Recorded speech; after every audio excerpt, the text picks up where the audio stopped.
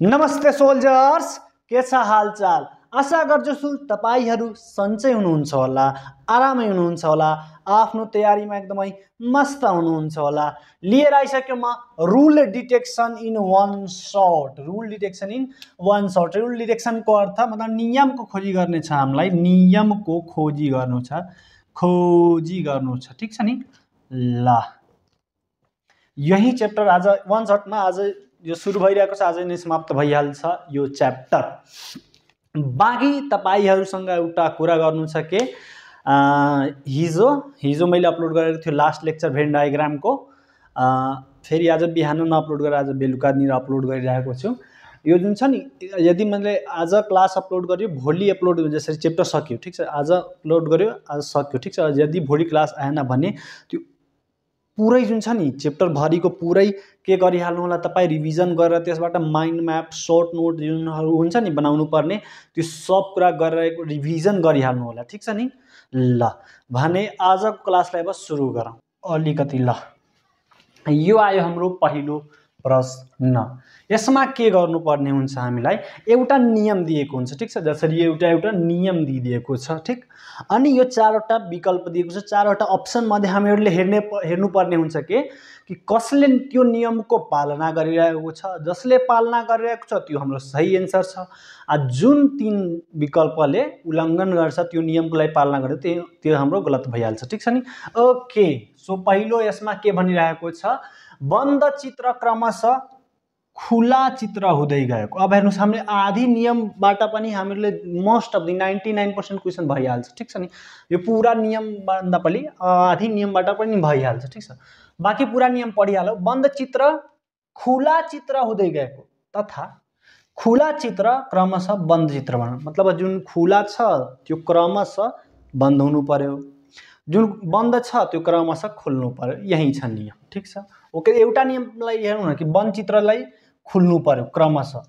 यहाँबाट यो खुलेको छ, एकदम खुलेको छ, यहाँबाट यो जाँदा फेरि खुलेको छ, पहिला यति भाग खुलेको छ, राइट, यहाँबाट यहाँ जाँदा फेरि यहाँबाट यहाँ जाँदा यो भाग खुलेर यो यति पुरा खुलिसक्यो, यहाँबाट यो त जो छ यो भाग खुलेको छ। ओके, ल अरूलाई हेरौँ। यो यहाँ जाँदाखेरि यहाँदेखि यहाँको भाग खुलेको छ एकदम, यहाँदेखि यहाँ जाँदाखेरि फेरि यो भाग बन्द भयो, यो वाला भाग यहाँ बन्द भयो अनि यतातर्फ खुलेको छ, ठीक। ओके, त तपाईलाई अब यहाँदेखि यहाँ हेर्नुस् त, यो चित्र जस्ताको त्यस्तै रह्यो, यो त गलत भइसक्यो। क्रमशः खुल्दै जानु पर्यो, ठीक छ, क्रमशः खुल्दै खुल्दै खुल्दै जानु पर्यो, ठीक छ। त यो अप्सन बी त बाहिर गइसक्यो। यहाँ हेर्नुस् के भनेको छ, तथा खुला चित्र बन्द चित्र बनेको। अब जसरी यो खुला चित्र छ त यो खुला चित्र के छ, खुल्ला खुल्ला नै छ, खुल्ला खुल्ला खुल्ला, केही यसमा परिवर्तन नै आएको छैन। अप्सन सी पनि बाहिर। अप्सन डी मा हेरौँ, यो बन्द चित्र छ, यो खुला भयो, यहाँ आएर खुला भयो, फेरि बन्द भयो। अरे खुल्दै जानु छ, यो खुल्ला बन्द हैन, जुन बन्द छ त्यो खुल्दै जानु पर्यो। त यहाँ छ कि यहाँ आउँदा त खुल्यो, तर यहाँदेखि यहाँ फेरि आउँदाखेरि बन्द भयो, यो पनि बाहिर। हेर्नुसम्म सही एन्सर आइसक्यो। म कति पटक भनिसकेको छु कि नन भर्बल रिजनिङमा हामीले के गर्नुपर्ने हुन्छ, तीनवटा गलत अप्सन खोज्नुपर्ने हुन्छ, सही एन्सर हाम्रो आफै आइहाल्छ। बाँकी तपाईहरु हेरिहाल्नुस्, यो जुन छ खुला चित्र यो क्रमशः बन्द पनि भएको छ, मतलब पुरै नियमको यसले पालना गरेको छ। ल यो आइसक्यो क्वेशन नम्बर 2। यसमा के भनेको छ, बन्द चित्र क्रमशः खुल्ला चित्र हुँदै गएको, मतलब जुन बन्द छ त्यो के हुँदै गएको छ, खुल्ला। यो बन्द छ, यहाँ आउँदाखेरि खुल्यो, क्रमशः फेरि खुल्यो, फेरि क्रमशः फेरि खुल्दै गएको छ।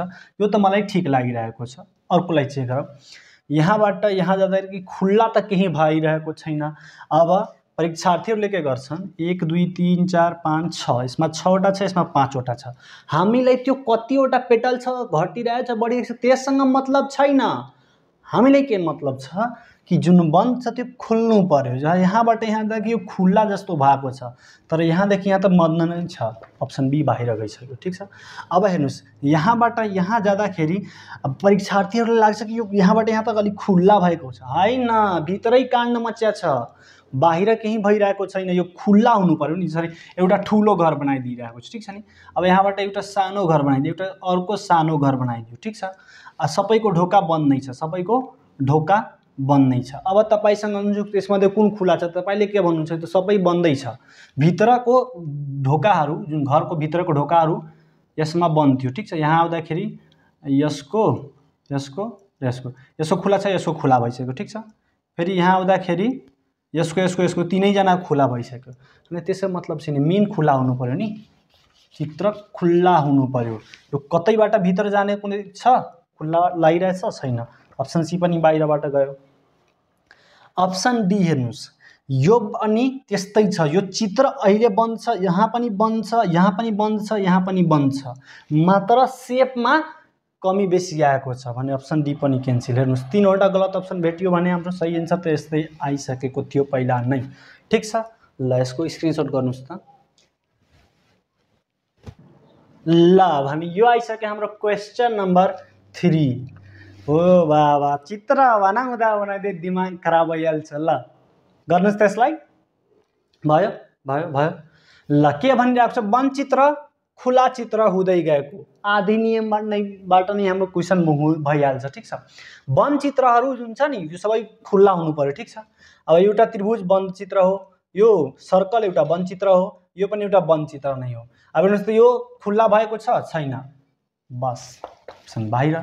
यो खुल्ला भएको छ, छैन, बाहिर। यो खुल्ला भइरहेको छ। अब हेर्नुस्, यो एउटा वनचित्र हो, के यो खुला भइरहेको छ, यो चित्र यो आयत जुन छ त्यो खुला भइरहेको छ, छैन, यो पनि बाहिर भयो। हाम्रो अप्सन सी यस्तै निस्किसक्यो। अब ध्यान दिनुहोस्, यो वनचित्र यहाँ पहिला खुल्यो, तब यसको भित्रको पनि खुल्यो। यसले भनिरहेको छ बाहिरको पहिला खुल्छ, बाहिरको ढोका तब नि म पनि खुल्छु। त्यो खुल्यो यहाँ, त्यसपछि यो पनि खुल्यो, फेरि यो खुल्दै गएको छ, यो पनि खुल्दै गएको छ। यहाँबाट यो जाँदाखेरि फेरि यो खुल्दै गएको छ। त्यस्तै यहाँबाट यहाँ आउँदाखेरि फेरि यहाँबाट यहाँ आउँदाखेरि फेरि यहाँबाट यहाँ आउँदाखेरि के भइरहेको छ, यो क्रमशः बन्द नै हुँदै गइरहेको छ। हाम्रो अप्सन सी। हेर्नुस्, एकदम यो 100% यो फलो गरिरहेको छैन। जसरी यहाँबाट यहाँ जाँदाखेरि यो केही खुला भइरहेको छैन, ठीक छ नि। त यो चारजना मध्ये बेस्ट यो छ, यो सही को गुण देखाइरहेको छ। बाँकी यसले त अलिकति पनि देखाइरहेको छ। यो नियमलाई 90% फलो गरिरहेको छ, बाँकीले त फलो नै गरिरहेको छैन। त बेस्ट विकल्प त हाम्रो यही नै छ, ठीक छ। स्क्रिनशट गरिहाल्नुहोस्। ल भने यो आइसक्यो क्वेसन नम्बर अब 4, ठीक छ। ल अब यसलाई गर्नुहोस् त। के भनिरहेको छ, बन्द चित्र क्रमशः भुजा घटेको। वन चित्रमा के भइरहेको छ, भुजा घटेको तथा खुल्ला आकृतिमा क्रमशः भुजा बढेको।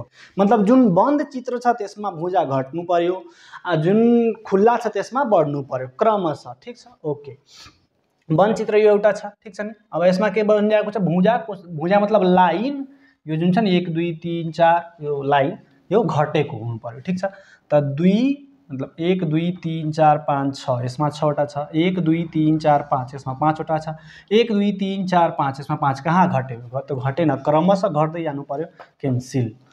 मतलब यो पुरै बन्द छ भने 6वटा छ, यति त थाहा भइसक्यो। 1 2 3 4 5 6 यो अब ध्यान राख्नु होला, ठीक छ। प्रत्येक पटक गन्दिनँ म।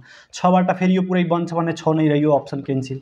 किनकि बन्द भुजामा के हुनु पर्यो, लाइनको सङ्ख्या मतलब भुजाको सङ्ख्या घट्नु पर्यो। त 6बाट 6 नै भइसकेको छ, यो अप्सन बाहिर छ। फेरि यहाँ 6 नै छ अनि यो त पूर्ण रूपले क्यान्सिल भयो।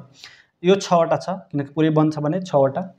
यहाँ एउटा घटेको छ भने 5वटा, फेरि 2 2 4वटा, फेरि 1 2 3वटा। यो त अलिकति ठिक लागिरहेको छ अहिलेको लागि, यसलाई छोड्दिउँ।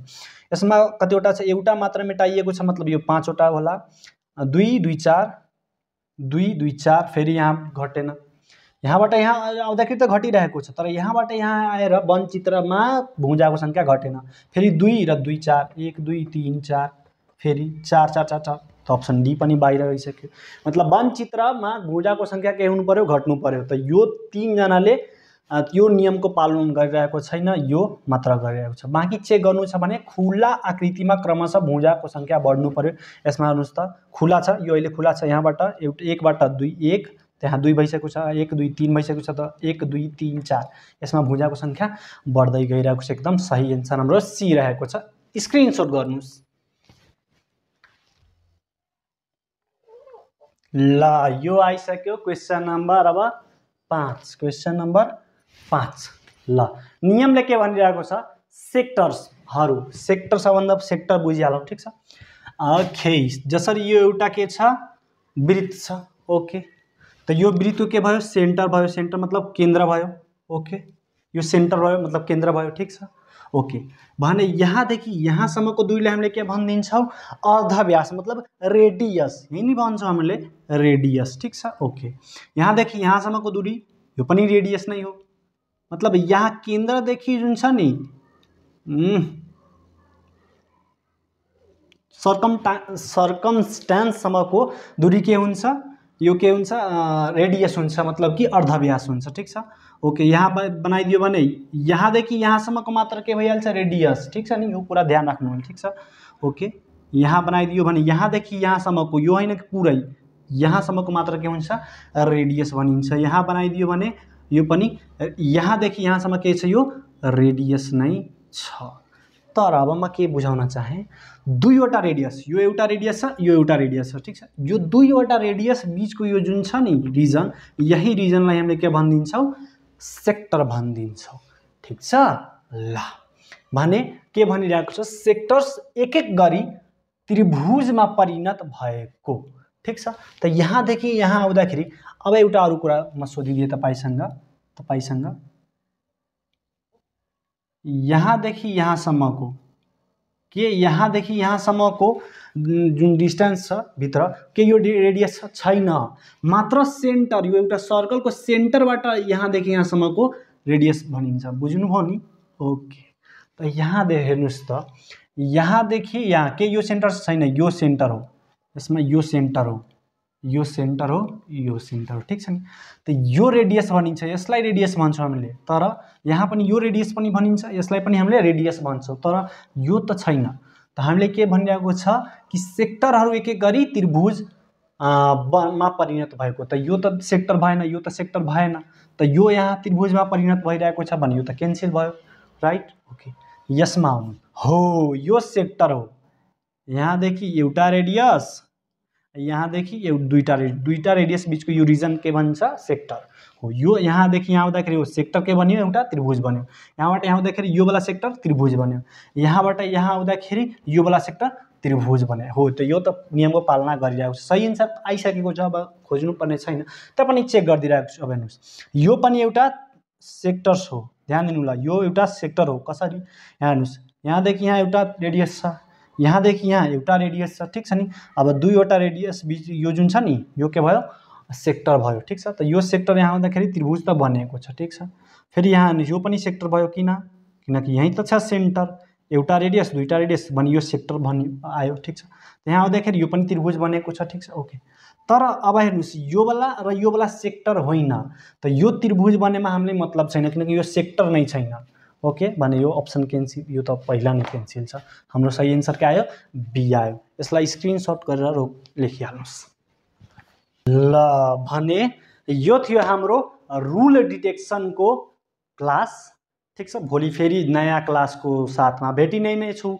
तबसम्म तपाईँ गएर यसलाई रिभिजन गरेपछि क्वेसन्सहरूको प्र्याक्टिस गर्नुहोस् हस् कुनै पनि तपाईको डाउट छ भने कमेन्टमा भन्नुहोस् कि यो मलाई डाउट रह्यो सर यो क्वेसनमा डाउट रहिसकेको छ क्लास कस्तो लाग्यो राम्रो लाग्यो भने नराम्रो लाग्यो भने सबैको व्यवस्था तपाईहरुको लागि युट्युबले गरिदिएको छ बाँकी भेटौला फेरि तबसम्म खुसी रहनुहोस् खुसी बाँड्दै गर्नुहोस् जय नेपाल।